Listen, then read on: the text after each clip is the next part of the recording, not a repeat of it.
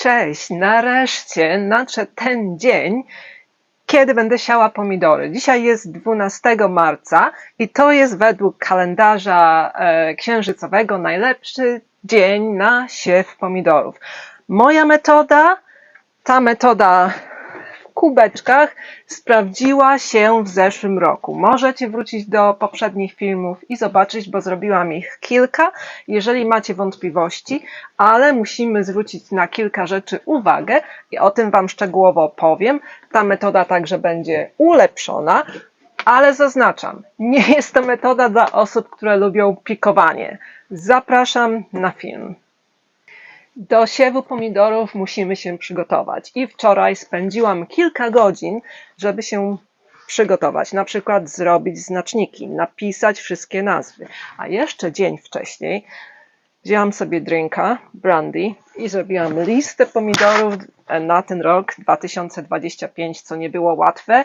Napisałam, wybrałam, zrobiłam kilka selekcji na przestrzeni kilku miesięcy i postanowiłam nie patrzeć już do innych nasion, nie patrzeć na żadne strony internetowe i to jest lista końcowa. Za chwilę Wam ją podam. Jest to 77 odmian, ale chciałam zaznaczyć, do siania pomidorów musimy się przygotować, bo napisanie takiej ilości znaczników zabiera godziny. Ja piszę zawsze ołówkiem i mam znaczniki z zeszłego roku, które są jakby dzisiaj zrobione, także ołówek. I musimy sobie przygotować podłoże i od razu kubeczki, żeby ta robota nam szybko szła. Wczoraj wymieszałam podłoże z perlitem, dodałam trochę wermikompostu, zwilżyłam, napełniłam 77 kubeczków, żeby wszystko mieć na dzisiaj gotowe. Zabrałam te pudełka do domu, bo w nocy temperatura była tutaj w szklarni niska, także one są gotowe. W szklarni teraz jest 22 stopnie w słońcu, czyli możemy to tutaj zrobić i potem znowu zabieramy do domu, bo temperatura w nocy spadnie. I teraz tak, pojawiły się filmiki, które głoszą, że ta metoda się nie sprawdza, bo jest tu za mało podłoża i wyschnie. No ale ile podłoża jest na przykład w wielodoniczce? Zobaczcie sobie. Wielodoniczka, taka ilość podłoża, kubeczek, taka sama ilość, więc wszystko to szybko wysycha i wszystko to musimy podlewać. Musimy codziennie, nawet 3 razy dziennie patrzeć, czy nie wyschło, zwłaszcza jak stoi na południowym oknie i jest słonecznie. To jest normalne, musimy utrzymywać wilgotność. Na początku spryskujemy, a potem, jeżeli stosujemy jakiś pojemnik przezroczysty, to możemy tutaj nawet wody nalać na dno. I to wiecie, to dla mnie nie było problemem, bo ja muszę się tymi pomidorami opiekować i ta metoda się sprawdza.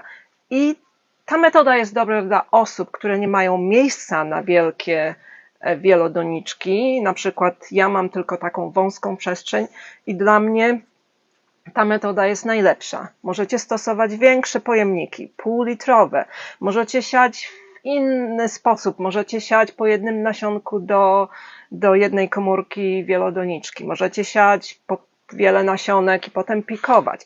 Ja pomidory uprawiam od lat 90. zeszłego wieku. Wszystko to już przerobiłam, ale tę metodę polubiłam, sprawdziła mi się.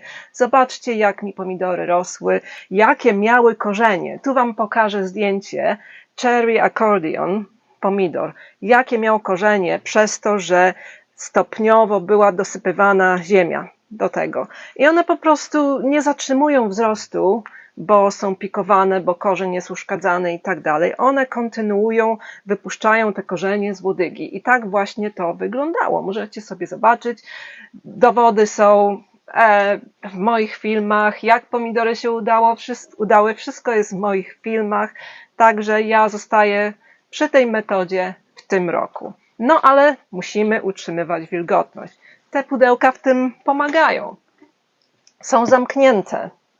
To zatrzymuje wilgoć w pudełku. Tutaj mają nawiercone dziurki, czy wypalone dziurki, żeby się wentylowały, żeby nie było pleśni. To wszystko jest ważne. I oczywiście w kwietniu, czy jeżeli pogoda na to pozwoli, będziemy to wynosić do szklarni na dzień, chować do domu w nocy, w zależności jaka będzie temperatura w dzień i w nocy. Teraz tak, jakie odmiany? Tutaj mam przygotowane wszystkie odmiany i jest 11 powtórek z zeszłego roku, a są to Anthony's Passionate Heart, Giant Green Zebra, German Red Strawberry, Millionaire, Sylvan Gome, Marina Sprays, Herzegowac, Brandywine, Sudus, Honeycomb. Honeycomb to jest coś takiego jak Sungold, który uprawiałam już w poprzednich latach. Jest bardzo podobny, ale tak nie pęka. Jest to mieszaniec. Powtórką jest także oczywiście Malia Rosa i Cherry Accordion czerwony.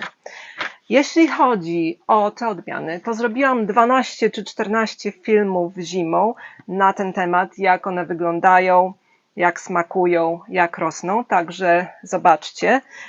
A odmianami nowymi w tym roku będą Sladkaja Caramel Sofii, apelsinowoje mango, Lucy Jam to jest także powtórka z lat poprzednich, czyli 12 powtórek, Julia Child, Sophia's Bliss, Sophia's Magic Rainbow, Giant Elga Pepperlike, Fat Man, czyli Tolstiak, Santa Maria, Zailijski Alatau Red, Red Dragon Heart, Eriche Grosse Herz, Berkeley Tie-Dye Heart, podobno bardzo dobry, Jarson 1, Amber Baron, Rusted Soul, Essig Crystal, Emerald Caramel Elena, Morado de Arezza Baleta, Fig Rose, Malinowy Słoń, Mendigoria, Sandul Moldovan, Brandywine OTV, Malinowka Jablocznaja,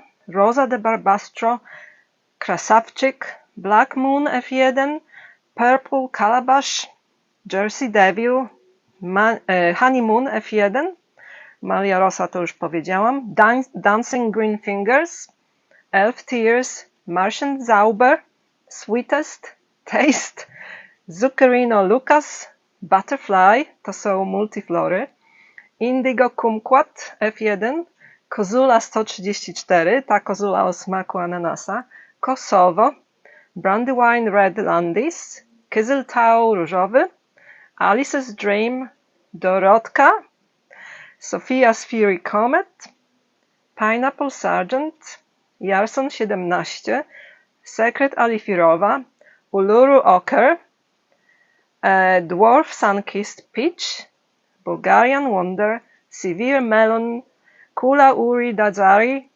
Anti-Swirlow's Polish Plum, Inima de Bu din Europa di Est, Portugalische Rosa, Sugar Giant, Bawole serce Lubuszkino, Bawole serce macedońskie, Batiania, Bawole serce de Conquer, Bawole serce Coli Jugenei, 100 pudów, Rosa de Sorrento i Blue Castel Reynard. To jest lista moich pomidorów. 77 odmian, kilkanaście powtórek, a teraz przechodzimy do siewu.